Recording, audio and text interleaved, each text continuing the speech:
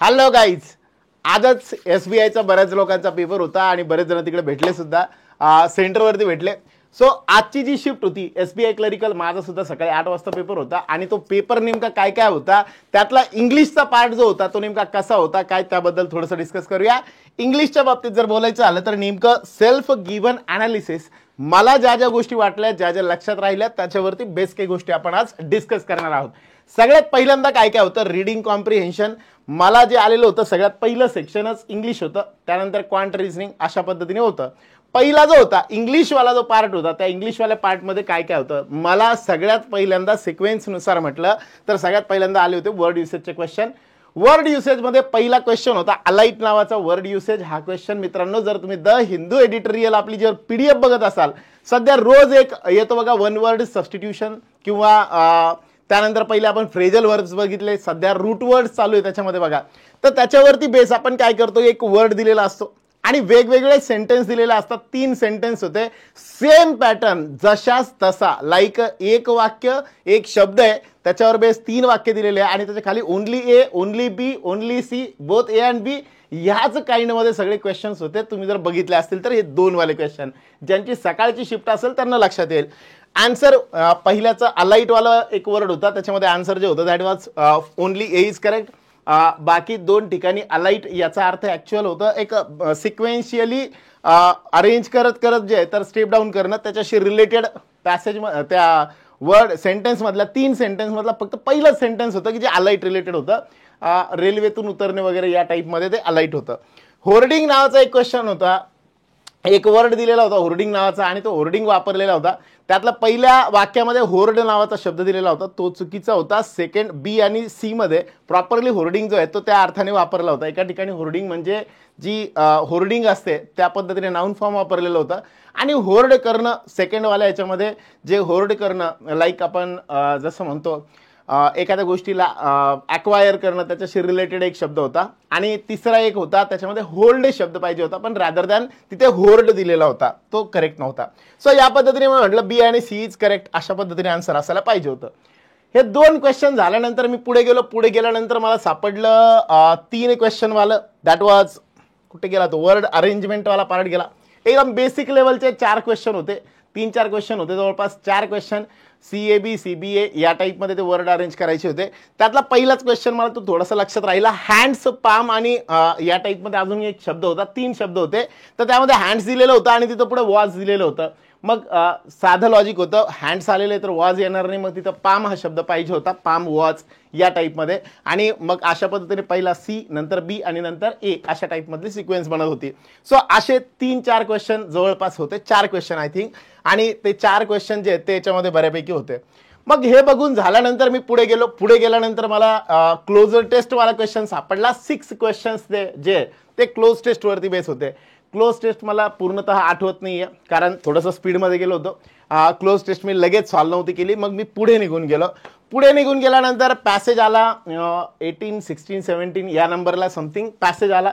RC आल्यानंतर मी पुन्हा jump केलं आणि मग जम्प केल्यानंतर 27 नंबरला 27 नंबरला मला क्वेश्चन सापडले, दॅट वॉज फ्रेज रिप्लेसमेंटवाले. मग मी हे रिप्लेसमेंटवाले क्वेश्चन बघितले. मध्यंतरी एरर डिटेक्शन होते, पण थोडंसं ते मोठे मोठे वाटायला लागले आणि थोडं सोपे होते, एकदम इझी होते, पण मी तरी पण पुढे निघून गेलो. मग हे फ्रेज रिप्लेसमेंटवाले क्वेश्चन्स बघितले. फ्रेज रिप्लेसमेंट थोडंसं मॉडरेट लेवलचे होते. 2 जमण्यासारख्या होत्या, 2 मात्र तेवढे जमण्यासारख्या नव्हत्या. बऱ्यापैकी चांगले होते. 27, 28, 29, 30 या टाईपमध्ये 4 क्वेश्चन ते असावेत. त्यानंतर उरला एरर डिटेक्शनचा क्वेश्चन. एररमध्ये पण एकदम सिंपल लॉजिकल एरर होत्या, स्पेलिंग एरर नव्हत्या, ग्रामरच्या एरर होत्या. कॉन्टेक्च्युअली वाचल्या काही कळतील असे 3 क्वेश्चन होते आणि 2 क्वेश्चन ठीकठाक मॉडरेट लेवलचे होते. सो ओव्हरऑल जर बघितलं तर सगळं इझी होतं. नंतर येतो क्लोज टेस्टवाला पार्ट. क्लोज टेस्टमध्ये होतं related to disease, food packaging वगैरे जे असतं त्याच्याशी रिलेटेड, नेमकं त्या डिसीजमध्ये काय काय आहे, त्या पॅकेजिंगमुळं किंवा लेबलिंग वगैरे जे केलं जातं यामुळं काय काय प्रॉब्लेम्स होऊ शकतात, ह्याबद्दल काही गोष्टी याच्यामध्ये थोड्याशा सांगितलेल्या होत्या. पण सोपे इतके वर्ड्स होते, इतके सोपे होते की कुणालाही, सगळ्यांना जवळपास जमले असतील इतक्या सोप्या टाईपचे वर्ड्स होते. लाईक याच्यामध्ये लेबलिंग इन्क्रीज, डिक्रीज किंवा या टाईपचे वर्डिंग जी आहे ती बऱ्यापैकी होते. वर्ड वाचले कळतील एवढं सोपं होतं. आणि जे लोक द हिंदू एडिटोरियलच्या PDF मध्ये ते जे फॉर्मॅट आहे 1 2 3 4 5 ह्या टाईपमध्ये काम करतायत, जे लोक क्लोज टेस्ट त्या पद्धतीने रोजच्या रोज सॉल्व्ह करताय, मला नाही वाटत त्यांना काही प्रॉब्लेम आला असेल. मी पुन्हा सांगतो, मी डेली द हिंदू PDF मध्ये ज्या पद्धतीचे क्वेश्चन्स असतात त्या पद्धतीच्या क्वेश्चन्सकडे, पुढे RC पण मी येईल तिकडे, तर ओव्हरऑल जर बघितलं तर ते बऱ्यापैकी आपल्याला त्या ठिकाणी दिसतील.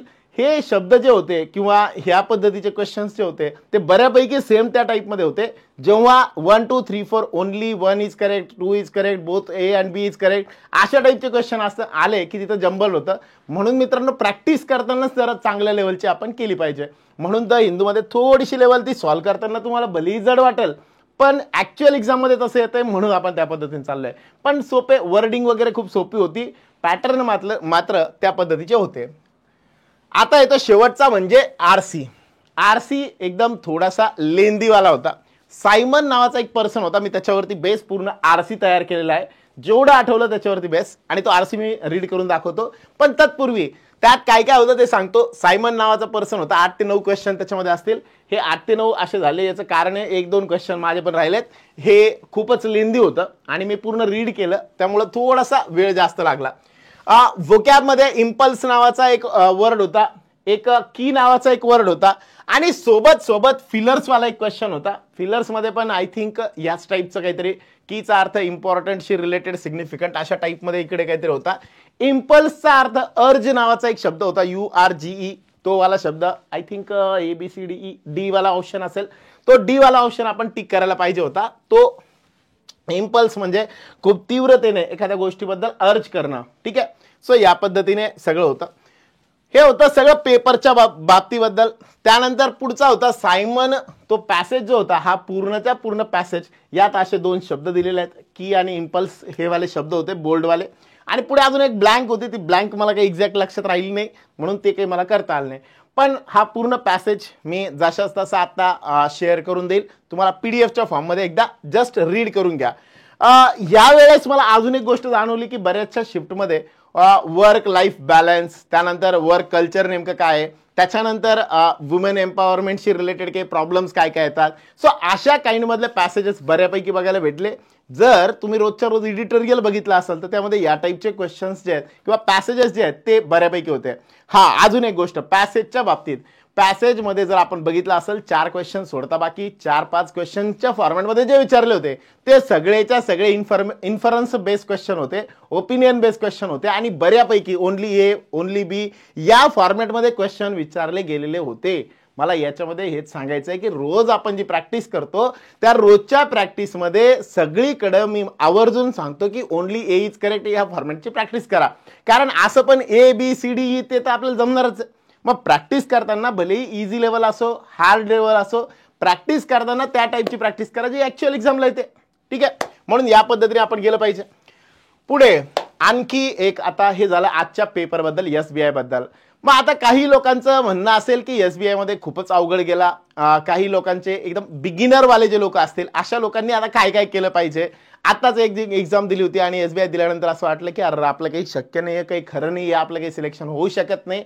बिलकुल लोड घेऊ नका, असं काही नाहीये.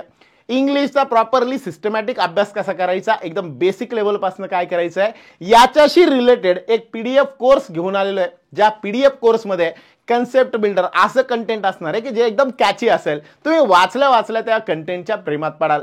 इतक्या चांगल्या क्वालिटीचं कंटेंट जे आहे ते त्या कन्सेप्ट बिल्डरच्या फॉर्ममध्ये येतात. लाईक त्याच्यामध्ये एक स्टोरी असते, ती स्टोरी एकदम सिरीजच्या फॉर्मॅटमध्ये येते, सिरियल जशी चालते, लाईक आज एक पार्ट उद्या एक पार्ट, या फॉर्मॅटमध्ये हे कन्सेप्ट बिल्डर असणार आहे. या कन्सेप्ट बिल्डरमध्ये रोजच्या रोज ती स्टोरी जी असेल ती ऑलरेडी इन्क्लूड केलेली असेल. या कन्सेप्ट बिल्डरवरती मी बऱ्याच दिवसांपासून वर्क करतोय आणि टेलिग्रामवरती जी आहे तर रोजच्या रोज ही कन्सेप्ट बिल्डर यायची, ठीक आहे. सो आता सध्या जर बघितलं आपण, हाच एक कंप्लीट कोर्स बनवण्यात आलेला आहे ज्या माध्यमातून जेवढ्या पण आतापर्यंतच्या PDF आहेत त्या डेली झालेल्या PDF सगळ्या तुम्हाला या एकाच प्लॅटफॉर्मवरती आपल्या सारथी एज्युकेशनच्या ॲपवरती या सगळ्याच्या सगळ्या PDF जे आहेत त्या अवेलेबल असतील. बरं, मग सर हे एवढंच असेल का, आम्ही पहिले आतापर्यंत सगळं वाचलेलं आहे मग परत वाचायची गरज नाही आहे. मग अशा केसमध्ये तुम्ही नाही वाचलं तरी चालेल, पण यासोबतच अजून एक असणार आहे की इथून पुढे सुद्धा दर याचं पण एक शेड्यूल बनेल आणि रोजच्या रोज त्या शेड्यूल प्रमाणे एक सिरीज वाईज एक स्टोरी आणि सोबत क्वेश्चन्स जे आहेत ते येत राहतील. एकदम बेसिक लेवलचे क्वेश्चन असतील, ज्या माध्यमातून आपल्याला एकदम बेस लेवलचा म्हणजे फक्त प्री साठीचं टार्गेटेड काम जे आहे ते आपल्याला या माध्यमातून करता येईल. ठीक आहे. आणि दुसरं असेल मेन्ससाठी, ते तर ऑलरेडी फ्रीमध्ये अवेलेबल आहे मित्रांनो. टेलिग्राम चॅनलवरती आपल्या इंग्लिश पिटारा नावाचं टेलिग्राम चॅनल आहे, ज्या चॅनलवरती ऑलरेडी मी काय करतोय, रोजच्या रोज एक द हिंदूची एडिटोरियल पीडीएफ देतो. त्या पीडीएफच्या फॉर्ममध्ये रोजच्या रोज जी क्वेश्चनची लेवल आहे ती बऱ्यापैकी चांगली झालेली आहे, ती मेन्स लेवलसाठी आपण विचारात घेऊ शकतो. सो ह्या पद्धतीने कन्सेप्ट बिल्डर प्री साठी एक कंप्लीट कोर्स असणार आहे. मग याची फीस नेमकी काय असणार आहे, तर 500 रुपीज याची फीस असेल. 500 पैकी जर मी म्हटलं समजा सारथीचे ओल्ड स्टुडंट असतील कोणत्या पण बॅचचे, त्या सगळ्या लोकांसाठी एक कुपन कोड असेल. तो कुपन कोड नेमका काय आहे काय नाही ते मी लिंकमध्ये टाकून देईल, टेलिग्राम वरती पण शेअर कराल. ज्यांना ज्यांना असं वाटतंय की मला हा कोर्स परचेस करायचा आहे ते लोक करू शकता. सारथीच्या ओल्ड स्टुडंटसाठी 250 रुपीज असतील, 250 रुपयामध्ये फक्त. सर हे पेड का बरं केलं, आम्हाला तर सगळं टेलिग्रामवरती पहिले फ्री बघायची सवय होती. तुम्ही टेलिग्रामवरती फ्री बघितले काही हरकत नाही आहे. या सोबत ह्या पीडीएफ जेव्हा तुमच्या कंप्लीट होत आहे, सोबत नवीन काही पीडीएफ तुम्हाला भेटत आहे. अजून तुम्ही काय करायला पाहिजे याच्या गायडन्ससाठी तुम्ही या कोर्सला जर अप्रोच म्हणजे ह्या कोर्सला जर परचेस केलेला असाल तर तुम्ही माझ्यापर्यंत येऊ शकता आणि याबद्दल आपण पुढे काय प्लॅन करायचं आहे याबद्दल सुद्धा विचारू शकता. सो पर्सनली त्या पद्धतीने एक तिथे मदत होईल. दुसरा येतो याच्यामध्ये काय काय असणार आहे पुढच्या बाबतीतला रिच व्होकॅब. रोजच्या रोज ह्या कोर्समध्ये काय असेल, रोजच्या पीडीएफच्या फॉर्ममधून एक स्टोरी असेल, ज्या स्टोरीच्या फॉर्ममध्ये व्होकॅबलरी बिल्ड करण्यासाठी जे तर एक पॅसेज दिलेला असेल. क्वेश्चन बेस अप्रोच असणार आहे, जे तुम्ही वाचताय ते वाचल्यानंतर त्याच्यावर बेस क्वेश्चन्स कसे बनतात त्या टाईपचा असेल. For grammar concept improve English core, मग जर त्या कन्सेप्ट असतील ग्रामरच्या, त्या कन्सेप्ट सुद्धा त्याच्यामध्ये इन्क्लूड केलेल्या असतील. टॉपिक वाईज चॅप्टर वाईज जे आहेत त्या वेगवेगळ्या कन्सेप्ट आहेत. डेली नवीन नवीन एक कन्सेप्ट असेल आणि त्याला बेसिक लेवलचं जे आहे तर ते पूर्ण स्ट्रक्चर याच्यामध्ये असेल. इंग्लिशचा स्कोर इम्प्रूव्ह करण्यासाठी मदत करेल आणि सोबत 100+ पीडीएफ याच्यामध्ये ऑलरेडी असणार आहे. घ्या, अजून काय पाहिजे मला सांगा. रोजच्या रोज तुम्ही 2-2, 3-3 पीडीएफ जरी म्हटले तरी 50 दिवस कमीत कमी तुम्हाला खायला मिळेल. एवढं याच्यामध्ये फूड जे आहे ते कंटेंटवालं फूड जे आहे ते ठेवलेलं आहे. ठीक आहे. आणि या स्टोरीज तुम्हाला वाचताना मजा येईल, तुम्हाला खूप भारी वाटेल, कारण या स्टोरीज मी स्वतः लिहिलेल्या आहे, स्वतः तयार केलेल्या आहे. आणि आपल्या मुलांना ज्याच्यामध्ये कोर इंटरेस्ट असेल त्या टाईपचे कंटेंट आहे. लाईक सस्पेन्सवाल्या पण आहेत, थ्रिलरवाल्या पण आहेत, सोबत लव्ह स्टोरीज पण आहेत.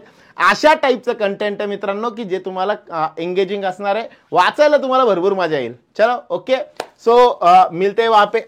आणि दुसरी एक गुड न्यूज सगळ्यांसाठी मित्रांनो, रिसेंटलीच परवाच एक बुक लॉन्च केलेलं आहे, दॅट इज कॉल्ड एज व्होकॅब पिटारा.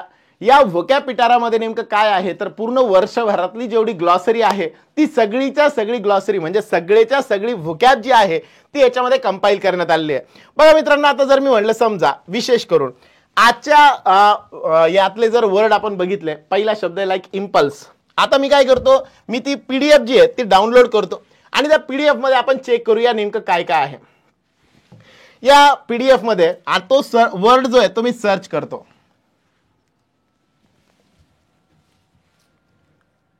आता आपला शब्द होता बघा मित्रांनो,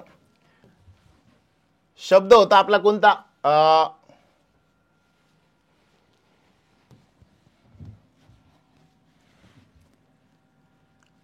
इम्पल्स नावाचा शब्द होता, राईट.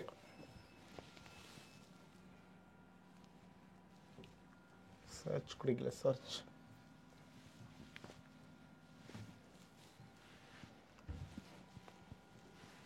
ठीक आहे. यामध्ये जर आपण बघितलं समजा आपल्याला ते सगळे शब्द जे आहेत ते भेटू शकतात.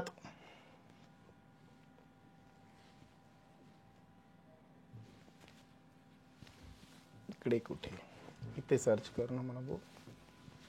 ठीक आहे, बघूयात कुठे सर्च होऊ शकतं.